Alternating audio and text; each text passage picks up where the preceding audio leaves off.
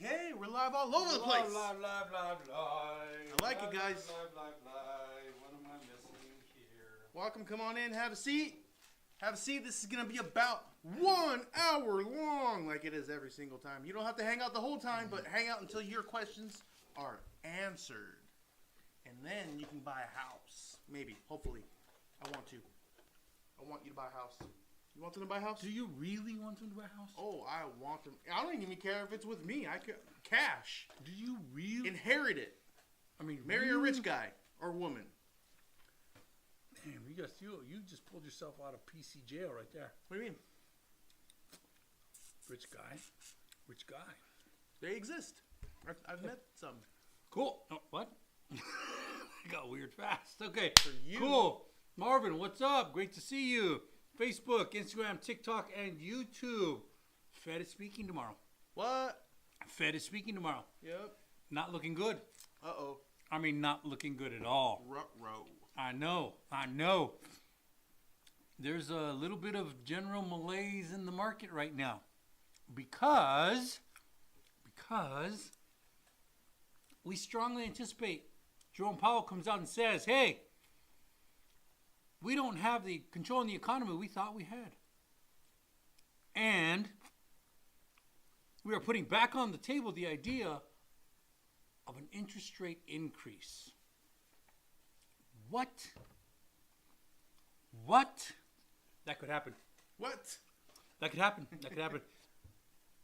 So there's a lot of people that are betting that he's going to use the language that says, until we have control over the economy, we're putting back on the table the idea of the interest rate increase. He's not going to say that. He's probably going to say some version of, we believe we reached the peak of the economic cycle. However, there may be a little bit more to go. Some version of that, a softer blow. And when that happens, the market's going to go like that, and the bonds are going to go like that, and then interest rates are going to go like that, and then all loan officers are going to get an alert to lock because the market's about to freak out. Mm-hmm. Sound. Oh, dude, you don't even have the sound on. Got one job. Thank you. Working on it. Christian, thank you very much. We appreciate you. I just laid some gold nuggets down. And so everybody you missed it. could be rich tonight. If you just did what we told you. We're not going to tell you again. Well, here's the good news, Lee. You got 40 million people watching you now. 40 million. So give 40 them the million. data. So, oh, man. Christian says, oh, man. It's all right, Christian. He's going to give it to you. Oh, man. Well, the markets right now are a little bit freaked out because the things, PCI, PCE, all the other things that come in, unemployment, all the things, consumer goods, consumer price index, they didn't come in good. And Tanner says, are we locking or floating? Ho. Good question, Tanner. So, tomorrow we anticipate Fed Powell coming out and saying, hey, we believe we've reached peak economic cycle. However, there may be a little bit more to go. Some soft version of that. Translated, interest rates could go up again. They could move the prime up. If they move the prime up, the bonds are going to freak out and go back up. Super friendly? Yes. All states. All states. So, the market is kind of freaking out a little bit right now. Tomorrow's going to be a very, very big day.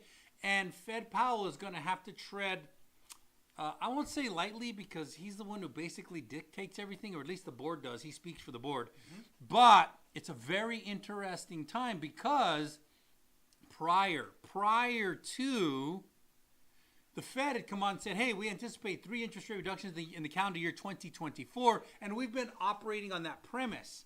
However, the numbers haven't come in to support it. And because they haven't come in to support it, we might actually see an increase. And I don't think he'll say immediately, I'm raising the rates today. I don't think that'll happen. I do think he will soften the blow and say, we believe we've reached the peak of an economic cycle. However, there might be a little bit more to go. So, that's a lot. Yep. Other questions? David, need Trump back in office. Yeah, that may change things. Mike, do lenders consider work bonuses as your total salary, or are they excluded? Mike, that's a very, very, very good question. Very good question. The answer is yes. So what other incomes are usable? Yes. So Bonuses are usable? Bonuses are usable if there's 2 years in consistent pattern of it. Okay. Overtime? Overtime's usable if there's 2 years of history and consistent pattern. Salary? Salary's absolutely usable. Hourly? Hourly's absolutely usable as long as there's a consistent pattern. What does that mean? Yeah, what does that mean? That means if I get 40 hours a week all 52 weeks, it's easy. But if I get 60 hours in 1 week and then 12 hours in the next week, ooh, that's erratic. Good. Because it breaks into overtime, time and a half. There's a lot of things that it breaks into, in which case I need to do what's called a 24-month average. Dude, you're giving knowledge. Dude, I'm dropping bombs. Love it. Bombs! Tanner, thought I saw unemployment numbers go up as well. All good points. All right, thank you. David, 2-year average. Yes, that's what Lee's talking about. Averaging out 2 years. Frank, 2 years owning your own business before you can inquire about buying? Question mark. Maybe, but maybe not. Maybe, but maybe not. Depends on what you mean by owning your own business. So let's just say that you were 1099 and you made money. 1099, let's say you were a truck driver. You were a 1099 truck driver and used a Schedule A, but you didn't own your own business because you haven't started your own corporation. Okay. But you're 1099, they paid you 1099, and you filed your taxes 1099. Then, next year you went in, filed a corporation. Now you own your own business, technically, because you own a corporation. And you now no longer 1099, you 1120 and K1 it. You own 100% of the K1s. So you've been driving a truck for 2 years, but you only own the business for 1. We can do that in that scenario. Boom. So to clear it up, what he's saying is basically you're self-employed moving into self-employed. Is that correct? Yeah, pretty much. Dang, dude, you're technical. I'm pretty technical. That is crazy. All right, let's go to some of the top questions, guys. Okay, cool. We're here for you. How do home inspections work? So a guy comes in here with a magnifying glass and he goes, I'm going to inspect this home. And he goes, there is a door here. There is a roof here. Okay. And there is, oh my God, there's flooring. So we got 4 walls, a roof, and a floor? That's good. That's a home. I inspected it. Done. Okay, so an inspector comes in and he looks for specific things that home inspectors know how to look for. So I'll give you one is how do you say that? Soffits? The wood facets, soffits, whatever. When the wood starts decaying because the rain comes down, they will call that out. That's what a home inspector calls out. Don't confuse that with a termite inspector, because the home inspector is not necessarily looking for termites, because that's out of his scope. Fascia board. Thank you, David. Thank you very much. Thank you. Soffit. All right. Fascia. Appreciate you. So a home inspector will come in and say, hey, listen, those boards don't look so good. They don't look so good. And if you have a good home inspector, he'll be able to pull certain things out like, hey, there's some stains on the concrete. Yeah, but that's dried water. Yeah, but how'd the water get there? That's the big question. Because if you don't know how that water got there, that could be a bit of a problem in the future. So home inspectors will call those type of things out. They'll flip on the air conditioner and they'll flip on the heater. And they say, hey, does this blow cold air? Does it blow hot air? Okay, cool. And they'll do some basic stuff. Now, they could trigger something that says, hey, I need a roof inspection. Because they could go in and go, hey, I don't think this is good stuff. So then they'll tell the realtor, hey, we question the roof, and then we'll call our roof inspection. So that's what a home inspector does. That's not appraisal. Appraisal comes in and checks value. They do check some basic fundamental stuff like roof leaking or foundation cracks, basic stuff. But they go for value. Home inspectors go for functionality. Yeah. Pest inspectors go for pests. Shocker. Yeah, and don't expect your appraiser to find all the problems with your house. They're just looking for the big stuff that's visible. Inky Primes, how can I fix late payments? I didn't get approved for a new home loan for that reason. So Inky Primes, there's a couple of things that you can do. One of them is you could hire a credit repair company, and they may challenge the entire line. So let's just say it's MasterCard, and they say, hey, listen, you've been charging this debt to not the address that my homeowner lives at, so this is inappropriate information. We want it all removed. And they use the law, and it's not a simple thing, and it's a process, and sometimes it works and sometimes it doesn't. But if it works, the entire line is removed. What people like to do is go, hey, can I just remove the bad stuff and keep all the good stuff? Doesn't usually work that way. There's an occasional situation where it can, but most of the time they remove the entire line. Hope I helped you. Nice. Anthony, thank you for the love. Money team, thank you for the love. David, you guys should consider displaying your NMLS numbers individually and your company. David, we do. It shows up every now and then. It's at the top of our profile, and we spit them out all throughout the process. What's yours? 1066958. Mine's 944254. You can record it. It's there, and you'll see that it's by NMLS regulations, actually the size of every other font that goes up there, and it shows up every now and then. I'm kind of buying some time to see. Well, there's the little ones. There's NMLS. Yeah. Anyway, we appreciate you. We appreciate all the people in the business calling us out. We love the people who love us and we want to help. We love the haters who are coming at us who think we don't know. Please. And if you're a taco man, send some tacos. Dude, Taco Man. I dig Taco Man. Man, they make tacos. Karina, help! I was one day away from getting keys and I found a leak on the side of the home where the bathrooms are and I wanted to cancel. They won't let me cancel. They didn't do any repairs I requested as well. Oh, Karina, I hope you have a great realtor. Because if you have a great realtor, you own them. You got this thing under control. Karina, if you're one of those people that said, hey, I'm just going to skip the realtor and keep some money in my pocket. Or hire my best friend. You're in a bit of trouble. You're in big trouble. But if you have a great realtor, I love to watch a realtor go to work in those situations. I love it. Yes. So what he's saying is go to your realtor. Yes, there's an opportunity for you to have this whole thing on your side. Mike, with this new real estate fees to kick in, will it affect the buyer? We will now pay more fees. Well, Mike, this is the way I look at it. I've been trying to, because I've been following this thing. I'm in the business, and I've been financed since 1992. Guys, do math on that. Since 1992. I got my first license in 1992. Anyway, when people are saying, hey, listen, well, is it true that the seller is paying the buyer's agent? And I say, yeah, kind of. And they say, well, what do you mean kind of? They either are or they're not. Okay, cool. So if you went to a car dealership, and you said, hey, is it true that the buyer is paying the salesman? Or is that the car dealership that's paying the salesman? Well, the buyer gets paid off the deal. And correct, technically, the dealership pays the car salesman. But if the buyer didn't buy the car, then the salesman wouldn't get paid. Exact same thing. Exact same scenario. So you're saying that if the checkout person at the grocery store doesn't sell milk, they're not getting paid? Correct. Okay. So, but it was a way to break it up. And what it did, and this is the fallacy of that situation, is it allows for pocket listings. Pocket listing is when a realtor says, hey, let me list your home. And they say, hey, we're going to get it prepared. We're going to do this big market push. In 60 days, we're going to put it on the market. In the meantime, they call all their clients and say, hey, I got a house about to hit the market at $600,000. We can get it before it hits the market. Why would they want to do this? Well, because they can double end the deal and make a lot of money. It's called a pocket listing. Does it happen? All the time.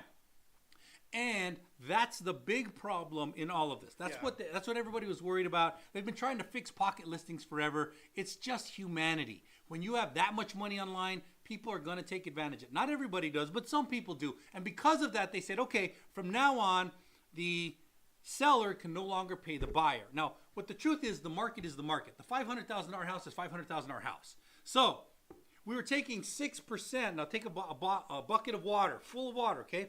And then down the middle of the thing, create an imaginary line, and 6% comes out of that side. Well, you know what? The law says now, we can only take 3% out of that side. We're going to take and put it on the other side.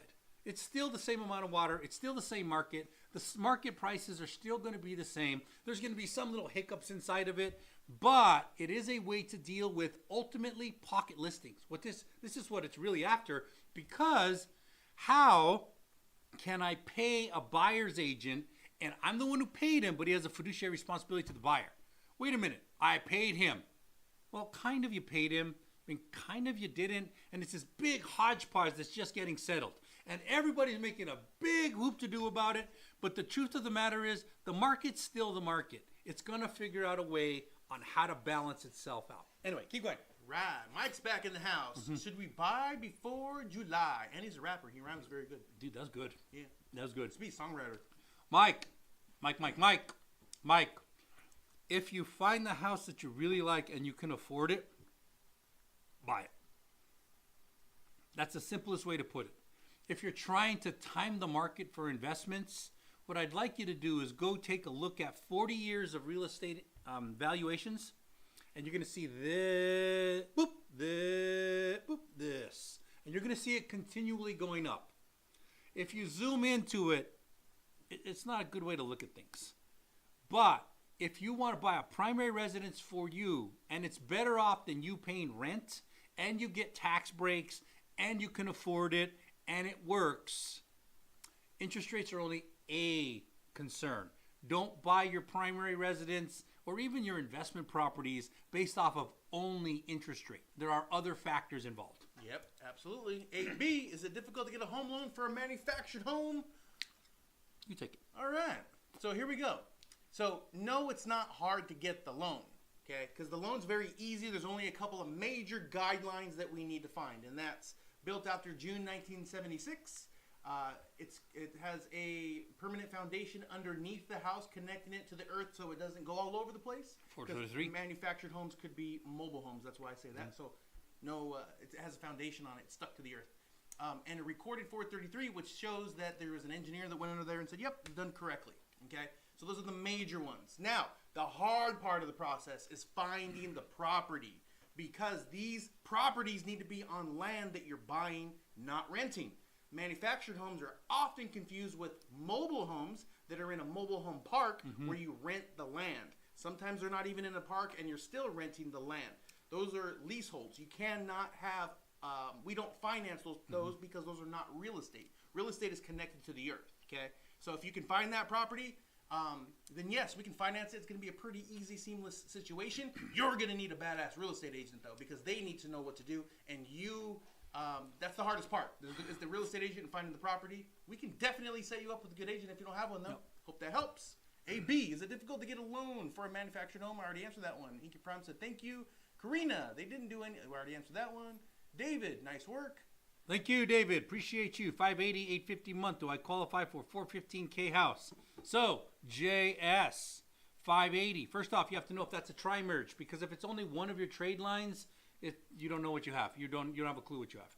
And the reason I say that is because when we pull all three credit scores, the high one goes away, the low one goes away, we keep the middle one. That's called your operating FICO score. And if you only have one FICO score, you don't know what the other two are. And if that's the high and your real FICO score is 560, dead in the water. But if you truly are 580, then FHA opens up the door.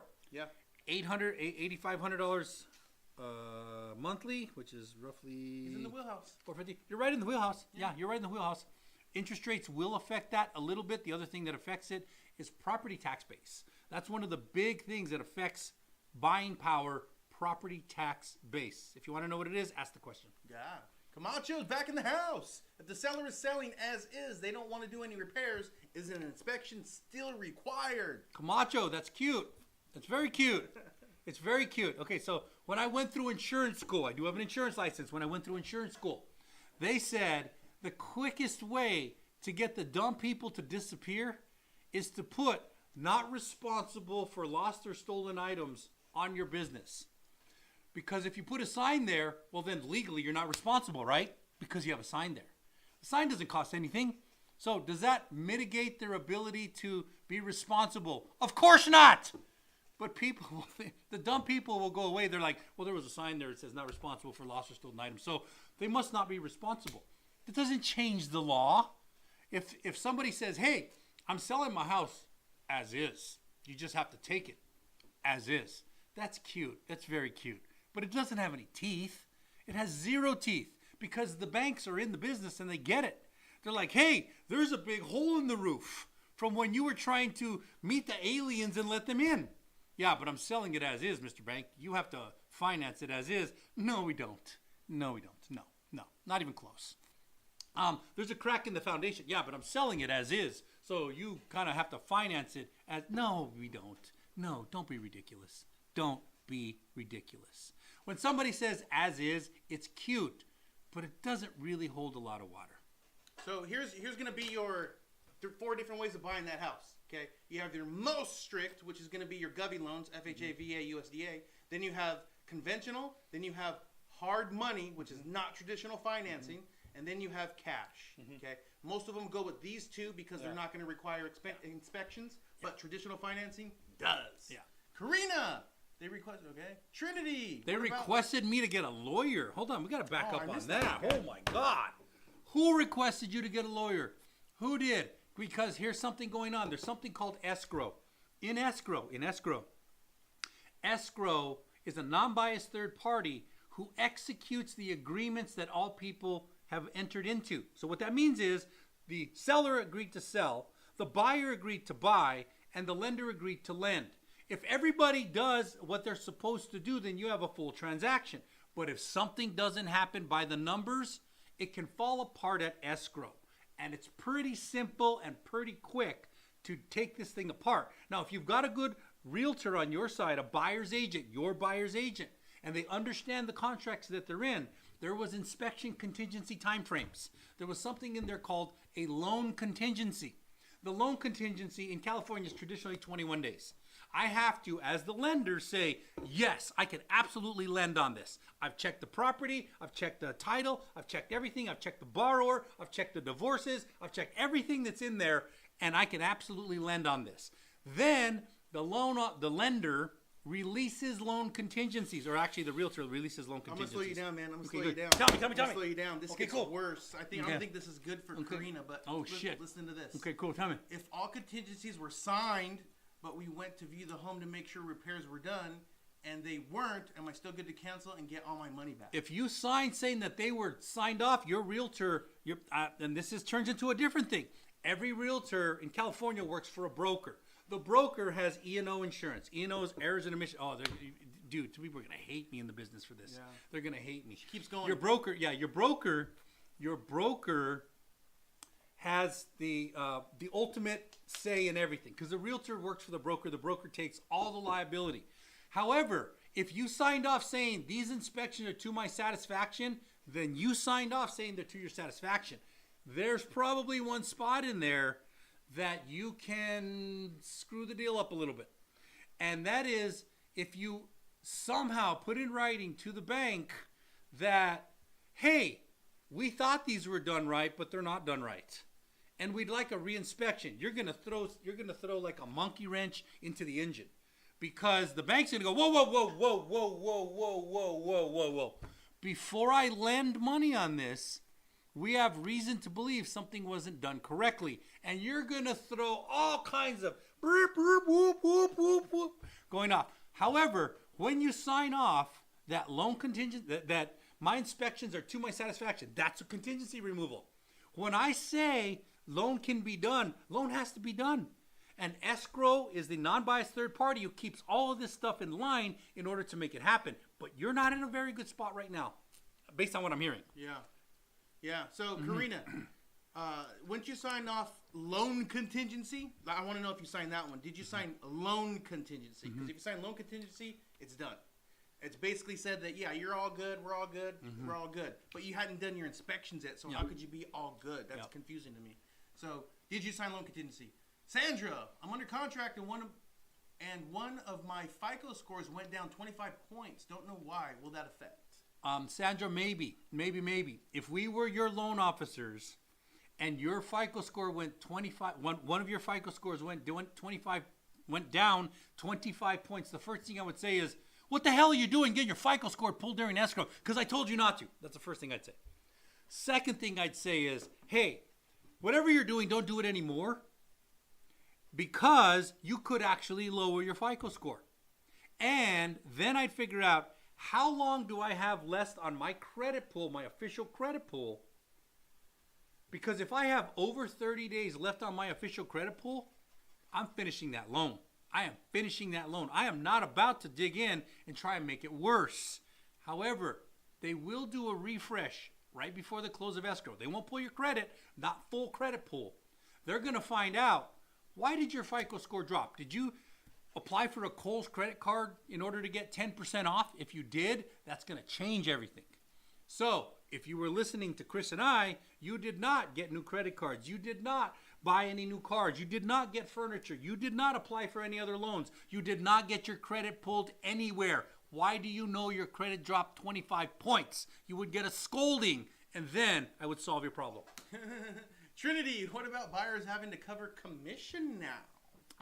Buyers having to cover commission now. They've always kind of covered commission, Trinity. They've always and it's this big, huge thing, and it's a lot of good media. I mean, tell you what, this is a perfect time for everybody to go, well, here's my opinion on this, here's my opinion on that, here's my opinion on this, here's my opinion on that. So ultimately, the house is worth $500,000, and buyer side gets 3%, seller side gets 3%, and the seller paid it.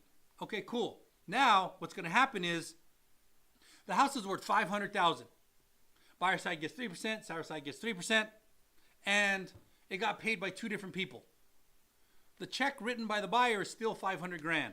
The amount connected by the realtors is still going to be about the same. It's just semantics and how they break it up. Yep. And that is kind of a big deal. And what they're trying to do is stop pocket listings. I mean, ultimately, that's what they're trying to do, is stop pocket listings. So it's so new that no one knows exactly the route to take. There's a bunch of different ways to solve this problem. It's ironing itself out right in front of us. It'll probably take a little while for it to become a norm of the way of doing things. Right. But a way that people are going to do it is, will the listing agent please credit this much money back to the buyer, and then it goes to the agent, blah, blah, blah, blah, blah. Where it really hits people, this is one that's going to rear its head, but it hasn't reared its head just yet. And that is, the VA loan does not allow the veteran to pay the buyer. That's the only problem that it's really going to cause. But it's going to be solved. It's not going to be, hey, the VA loan won't work anymore. Because the VA is going to step in and go, hey, listen, I know we're not supposed to allow the buyer to pay, the veteran to pay the buyer's agent.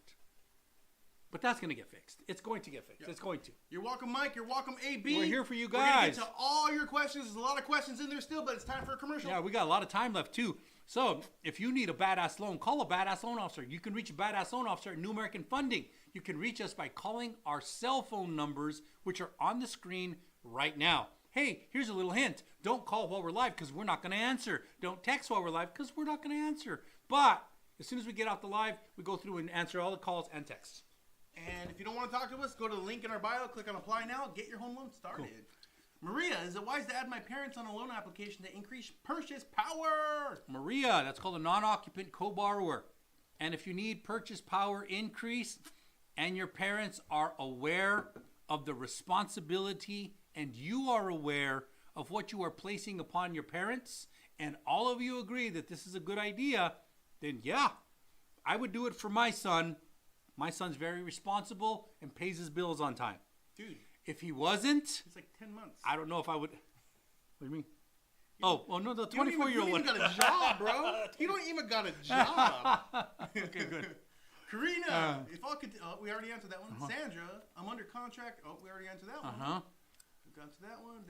Okay. 600 credit score, 120K yearly income, first-time home buyer. How much buying power would we have from LT1 Phantom? So 600 FICO score is a little bit of a problem because you disqualify yourself for Fannie Mae and Freddie Mac. Those are two of the primary loans. The one that you're available to get right now is either FHA, which is probably the route you'll go, USDA if the property qualifies, or VA if you qualify.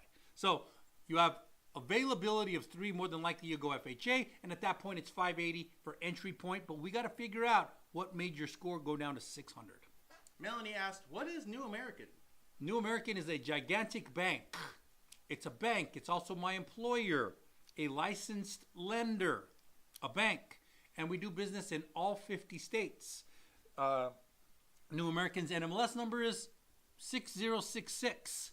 My NMLS number is 944254, and Chris's is 1066958. Cool, we're here for you. All right, user 9090.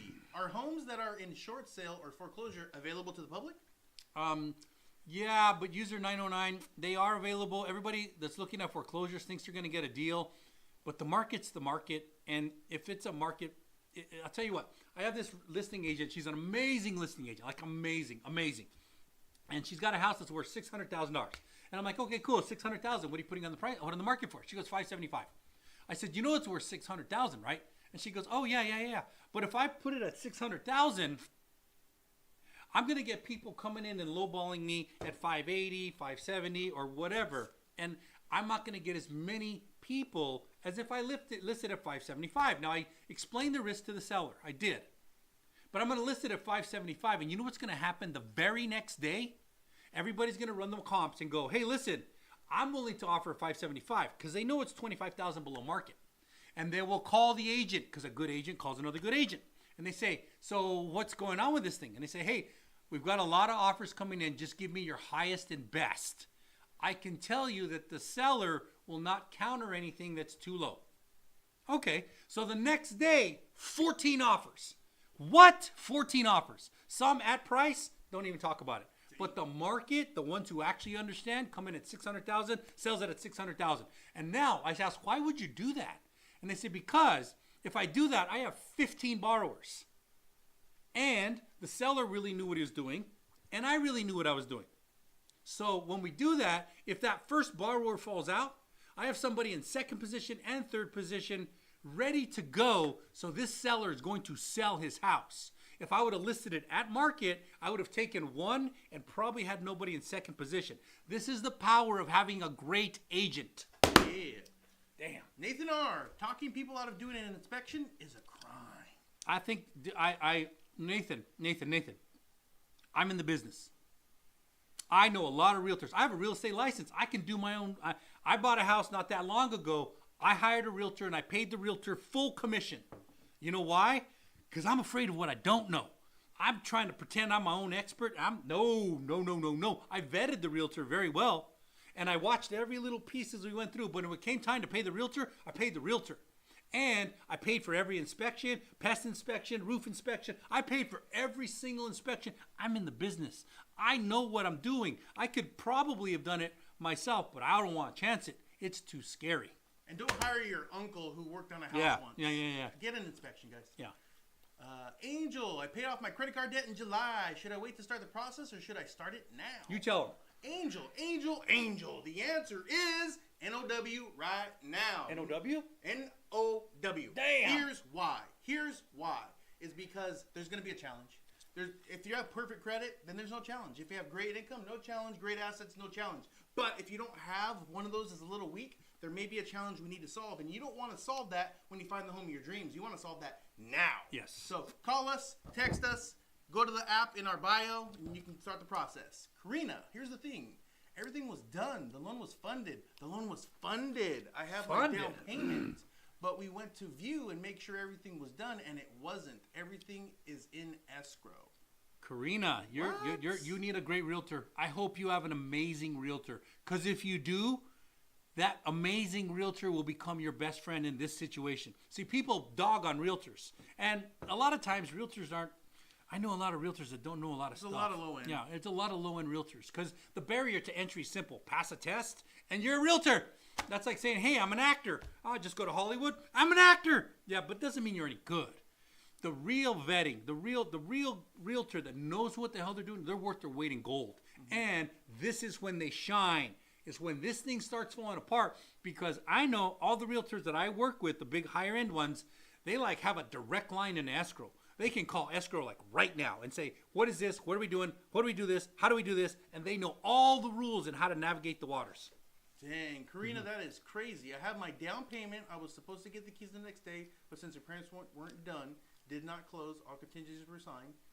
Man, you're in a crazy spot, Karina. That is a very crazy spot, Karina. And very crazy. We'd like to help you. I mean, yeah, I'll give you armchair advice, marginal, but your real advice should come from, one, your loan officer, because your loan officer could stop it unless it's funded. If it's funded, it's funded. No, actually, no.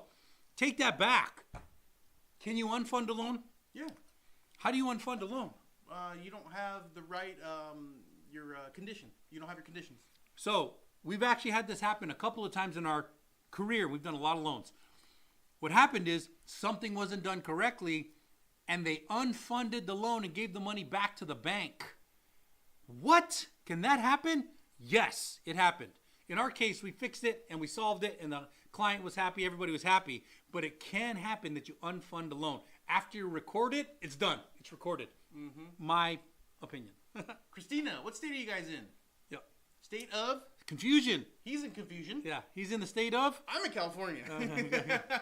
He's in confusion. We do business in all states, all 50 states, and do a lot of business in Texas, a A lot of business in California, Florida. East Coast these days. We're Have you doing a done lot New of York East Coast. yet? Not done New York yet. What? Man. Have you? Why not? Have you? No, but why not? Because we just got qualified for New York about 30 days ago. All you New Yorkers, give us a call. BX Apache, isn't it setting people up for future foreclosures? BX Apache, you need to do a little bit of research. The simple answer is no, it's not. And foreclosure is a thing that happened in Dodd-Frank in 2008, 9, 10, 11, 12. This big crash happened because there was liar loans. People were just lying about their income, lying about valuations. It was just this big thing. By and large, most people that are in a home in the last 10 years deserve to be in that home. They can afford it. That's the reason you haven't seen this gigantic financial crash and gigantic drove of foreclosures that happened during this economic downturn, because most people can afford their house. So I appreciate the thought, but nah. Never Give Up says $1. I don't know what $1 is. I don't either. Okay, cool. Never give up. Tell us what $1 is. DX Consor. Can my VA Chapter 35 benefits be taken into consideration as income? Ooh, look at you getting all technical. Like we don't know what it's a Chapter 35. Most of them are Chapter 31, by the way. So if you are getting money from the VA to go to school, that is not allowed in. However, if you're active duty and getting BAH, that is allowed in.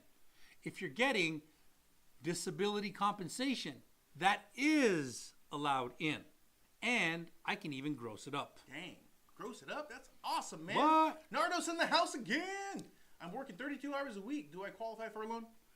32 hours a week is the beginning spot for full-time. So even if you were part-time, and a part-time baller that made $150,000 a year, and you had the same part-time job for 2 years, qualified. Nice. If you're full-time for 2 years, qualified, Nice. at least from a income perspective. I like it. Samantha, I am. How do you find find down payment assistance programs? Samantha, you should ask your loan officer. Yes. You should ask your loan officer. Here's why. Because if you try and find them, you're going to go to the internet and you're going to say down payment assistance programs, and you're going to get spun all over the world. And you don't know what's real, and you don't know what, like for instance, we have one that runs out of money all the time. What's that one, Shadap? We have one that they fund it, and they say, hey, here's $40 million. Use this to help people with their down payment assistance. Cool. Hey, we just ran out of Shadap. Now, the website doesn't disappear. The program didn't go away. It's just not available at this moment. CalHAFA does the same thing. Shadap does the same thing. Most of the things that are funded off of municipal grants or government grants of somehow, they run out of money and then they seek to refund them. So you should talk to your loan officer. By the way, all your down payment assistance programs are going to ride on an FHA chassis, a Fannie Mae chassis, a VA chassis, Freddie Mac, or USDA. So you have to qualify for one of those loans first and then plug in the down payment assistance program on top of it. Nice. Sandra, I should be closing this week. I have not applied for credit cards or did not have my credit pulled. Then how do you know the difference, Sandra? I think that's the one who said your FICOs went down. Yeah. Credit Karma, maybe? Yeah. Camacho, yeah. how can I have your company buy my loan? I plan to refinance later when the best time is. When the time is best. Camacho, just call us. We'll buy your loan. We'll buy your loan by a refinancing. Yeah, we'll refinance you. Done deal. You now are New American Funding. Apple user, do you do loans in Illinois? We do loans in Illinois and the other noise.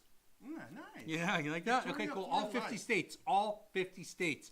All 50 states. I don't know very many banks that can say all 50 states. Dang, Victoria for life. Do you know about the native loans, 187, etc.? So, you're talking about Shinoa. No. She's talking about the HUD program that's like FHA. Oh, yeah, go into that. Yes, we do. Victoria for life.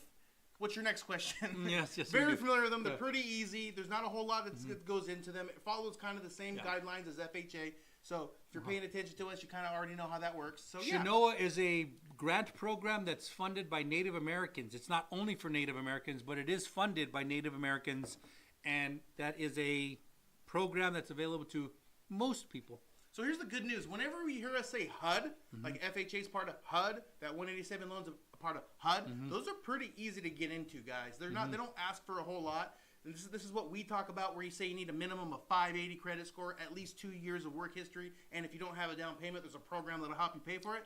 So it's that same thing, except if you want to use the down payment assistance program, ours in-house here at New American Funding starts at $600. Most of them across the country start at $640, and we could do them all. Yeah. Samantha, New York, man, that's you. New York, let's do it.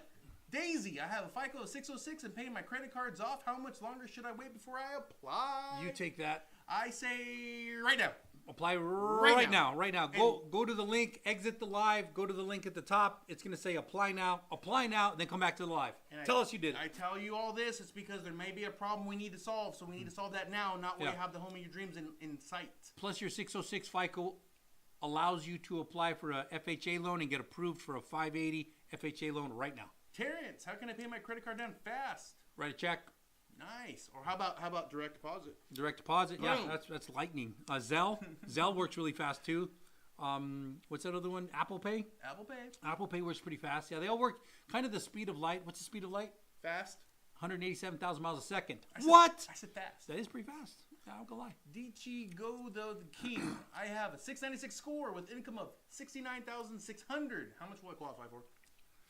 You're probably starting at about 320, somewhere in that range, but it is going to depend on your tax base, your insurance, and your interest rate.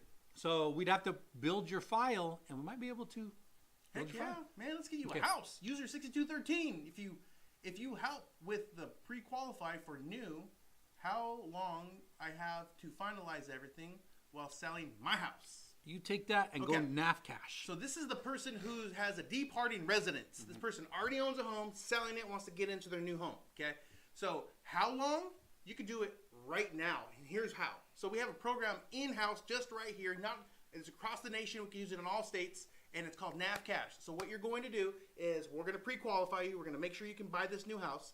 Then we're going to send you to underwriting. Underwriting is going to check off everything and say, this person is approved because Kristen Lee packaged this beautifully.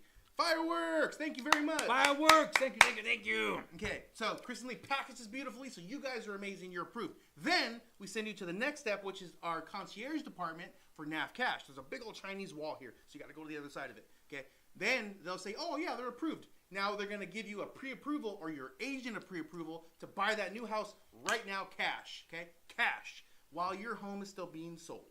So you can actually move into the new house while your home is being sold. You can actually paint the new house while your new home's being sold. And then once this is sold, the cash comes out, and then we do your home loan. There's nothing fancy.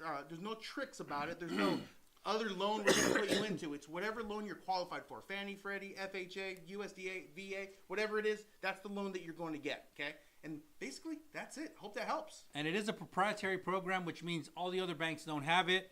The owner, NAF, wrote a big fat check and said, hey, we're going to use some of our funding this way, met all the requirements. It's a proprietary product. Not everybody has it. Heck yeah. User 5181. Self-employed, making over $400,000 annually. With 720 credit score. Can't get a loan. Sounds like a big problem. And a problem that if you had a good loan officer, you'd have a solution to. And I'll give you a help. I'll help. I'll give you a help. I give you help. I'm going to give you a help. I don't even know what country that is, guy. I give you help today. Today. So one of the things you need to know is that, hey, your top line, I think you said 400 grand. Yep. Top line is cute. That's wonderful. If you looked at our top line, it's millions and sometimes 100 million. Jesus. Yeah, that means we sold a lot of loans. That doesn't mean how much we made, because there's the top line of what you sell and there's the bottom line of what you make. So that's what you're saying is, hey, I sell a lot, but I don't make a lot because I can't qualify for a loan. Well, if you actually understand the system, because I think everything's a scam. I think everything's a scam. He does. I do. I'm hear him. Conspiracy theory. I think everything's a scam. So what you need to do is learn the rules and bend them like an artist. Bend them like an artist. Bend them like an artist. So as a loan officer, I know that when I'm doing a income calculation and somebody says, hey, I made 400 grand. And then when I finished it all off, I made 40 grand. Ah, shoot. All I'm allowed to use is 40 grand, except I can add back in depletion and depreciation. Oh, wait a minute. What? Yeah. Oh, look, check that out. There's $200,000 in depreciation and depletion. Oh, that 40,000 just went to $240,000. By the guidelines, I get you a house. Boom. You need a good loan officer.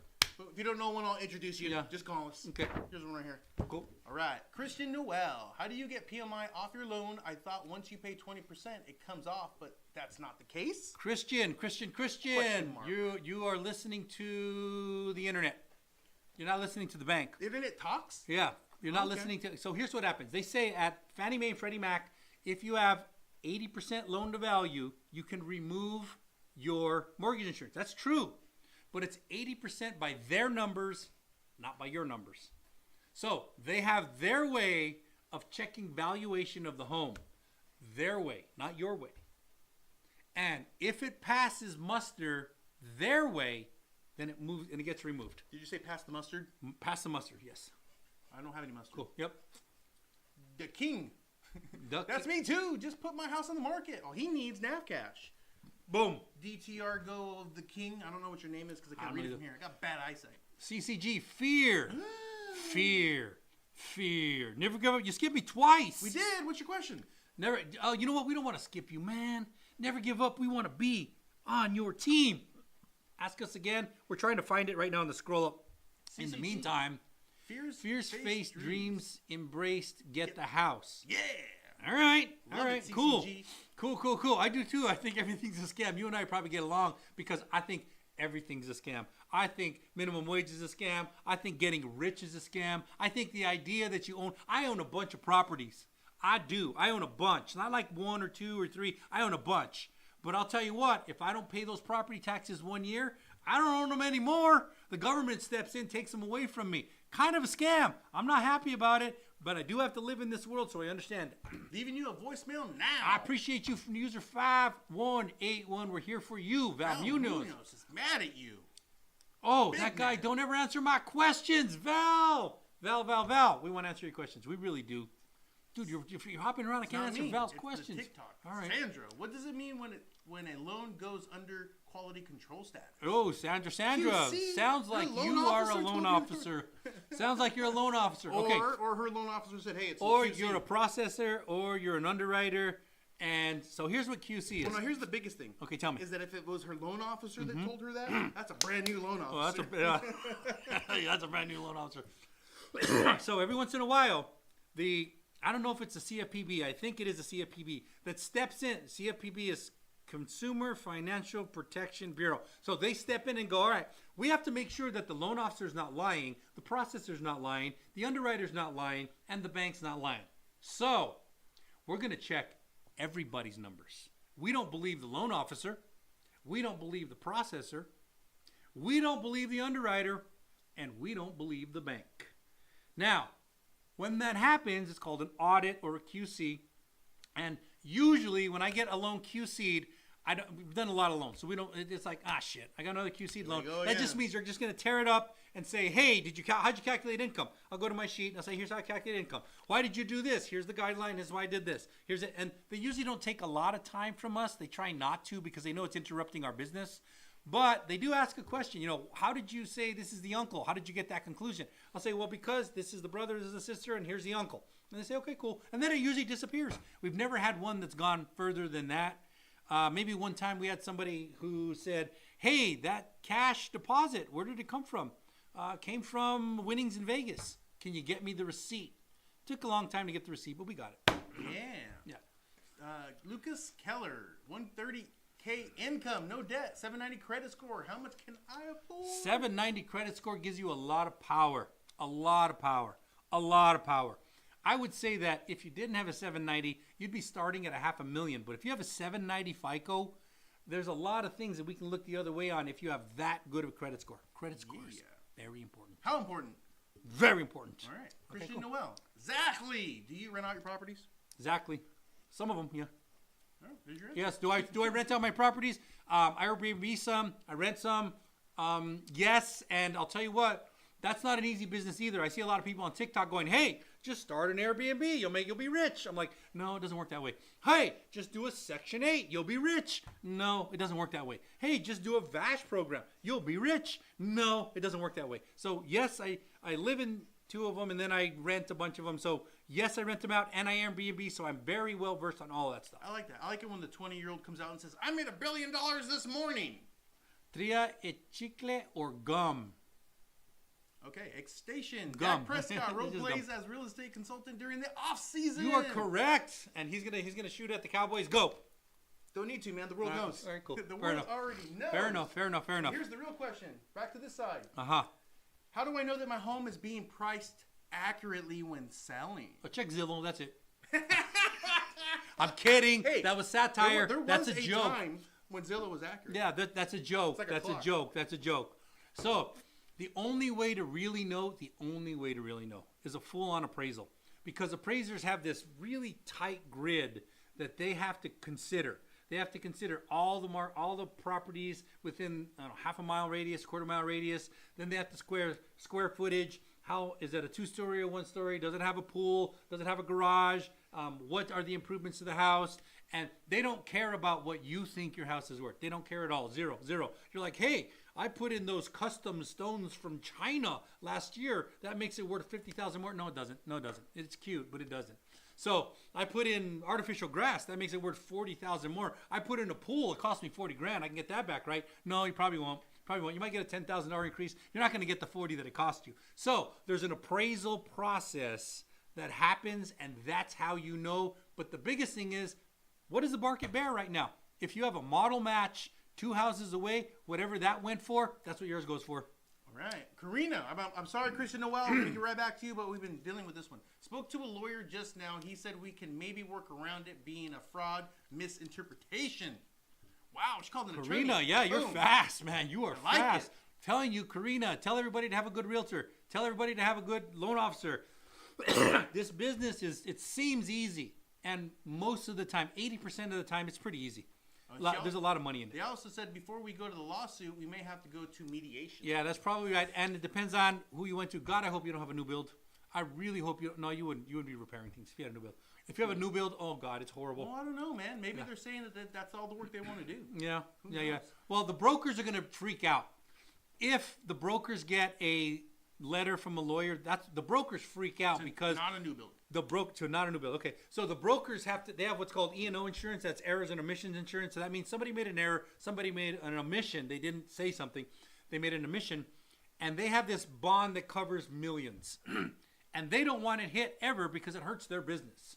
So once you have a broker talking to another broker and they say, hey, there's a misrepresentation here, everybody's going to freak out. At the realtor side, very few realtors know enough to really know what's going on. They have to escalate it to their broker because the only one who's really responsible for the transaction in California, by the way, only in California, it's a little different in different states. Texas is a little different. Michigan's a little different. Illinois is a little different. Anyway, so these brokers will talk to each other, and many of the time they don't want the problems. So yes, works.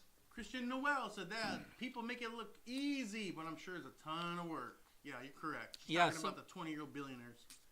Yep. The Section 8 guys and such. Okay, so next question. How are offers negotiated? Okay, so you start out with the listing agent pricing it and saying, hey, I'm putting this on the market for $500,000. Cool. Somebody comes in and they say, I don't want to pay $500,000. I want to pay $480,000. So they offer $480,000. And then the listing agent get to say, I don't want to take your offer. Thank you. Have a nice day. Or I really want to move to Florida. And I'll take a little less, but I'm not taking $480,000. Have my realtor counter at $490,000. Now, the realtor counters, and that's an official offer now. That's an official offer. They can accept or deny. If they deny, that's it. Falls off. It's over. If they accept, that's your negotiation. Simple. Yeah, rocks 4A's. After the depreciation or depreciation is used, do you still pay taxes on that? I don't know if I understood. So, depreciation and depletion are a way to not pay taxes on something because you are depleting the value or depreciating the value, and you must contact your CPA. I am not an accountant. I am not a CPA. I just do a shit ton of loans. Can I say shit ton? Yeah, I think so. Whatever. I do a shit ton of loans, and I see how people get around and understand the system. If you have a good CPA or a good accountant, and it's not QuickBooks, if you have a good CPA and a good accountant and they help you through the process and you tell them that you are buying a house, they will probably know what I'm talking about. If they don't, fire them. Al Pascal 692 said, "Wait till July to buy a house." I disagree, El Pascal. I disagree. Actually, I think if you could get into contract today before the Fed speak tomorrow, I would recommend you get a contract today and lock. Like today. Because Fed Powell could very well come out and say, hey, listen, things are not going as we anticipated, and the Fed will hold the line. And if necessary, interest rate increases are still on the table. The market will freak out. Interest rates will go up. Everything that you qualified for today, you won't qualify for tomorrow. Yeah. Roll 4A's said, "Got it. You're welcome, dude." Cool, we're here for you. I don't know what you got, but I'm here for you, man. I'm That's here the one for you you. just answered for the depreciation. Oh, cool, got you. Okay, cool, got you. Karina said, "Do you guys have any advice for me in this situation?" Karina, it's attorney.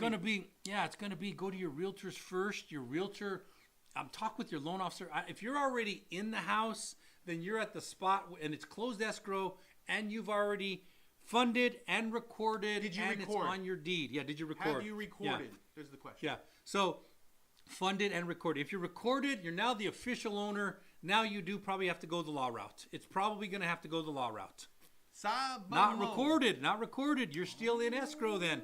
If you're not recorded, yeah, you should be talking to your loan officer and your Pull the realtor. wire. And I really wish I was helping you in this process. I really wish, because I know a lot. I know a lot of this stuff. Cool. Yeah, everything's funded but not recorded. See if you can get the loan officer to pull that wire. Yeah, see if you can stop the recording somehow. Yeah, call the title. Yep, Title yep, rep yep. works for you. How does cash out refinance work? Creepy. I've seen you creepy because I say creepy every time. Real simple. You refinance and get cash out. I don't know how to make that more simple. You take your house that you have a finance on, and then you refinance the finance. You take cash out. Cash is yours. Make new payments every month. Everybody's happy. We all live happily ever after. Al Pascal said, "Yeah, today because you still have to pay the realtor 6%." LMAO. Oh, El Pascal. El Pascal. I'm about to share some light. Do we have time? Yeah, Do we got have a couple minutes. We got a couple minutes. Here we go. Cool. Let me tell you how much money's actually in this business, Al Pascal. You're talking about 3%, and you probably don't understand the business. Maybe you do, but I'm going to guess you don't. But I'm going to teach you how much money's in the business, and I'm going to pull back the curtain, freak you and everybody else that's watching out. So sit down, grab a beer. You're about to learn something. It's on a only- $500,000 house. $500,000 house. Everybody knows this side, which is the realtor side. Listing side gets 3%, selling side gets 3%. On a $500,000 house, that's $30,000 up for grabs. 30 G's. But here's what people don't know. There's also the lending side. The lending side is 3% on the front end, and we're going to say roughly 3% on the back end. Sometimes it can go much higher, all the way up to 7%, what I've seen. But there is another 30 grand on the lending side. So there's 30 grand on the realtor side and 30 grand on the lender side. $60,000 in commissions on a $500,000 house. Now that doesn't go to one guy. It goes to a bank. It goes to a broker. There's a lot of places it goes, but there's a lot of money in this business. So if you think that this lawsuit, which says, hey, you can no longer charge 6%, you think that's going to affect anything? It's going to take the bucket of water and take 3% out from the left side and move 3% over to the right side, and the market value is still 500 grand. That's it. It's not going to change anything. It's going to be semantics on how they figure it out, and there's actually good reasoning of why they're doing it. There's probably only one class that I think it'll hurt, and it will get solved before July when all this stuff kicks in, and that is VA loans. Because the VA loan currently prohibits a veteran from paying directly a realtor. So I can't barely see it. Something Duran. Do you do line of credit? Line of credit. We're talking about HELOC loans. HELOC, home equity line of credit. Yes, we do. Do you, got pre-approved but got a collection? Could that impede me from buying a house? If you have a good loan officer, you can probably get around it. Maybe. But I hope your loan officer is tip-top, bang-up, perfect. Because if you start getting collections, we got issues. And if you try and hide it, don't hide it, by the way. Talk to your LO. Don't hide it. Because if you say, I'm going to dispute this, Nobody will know till escrow closes. And right at the end of escrow, they're going to go, hey, did you dispute that cost, that thing?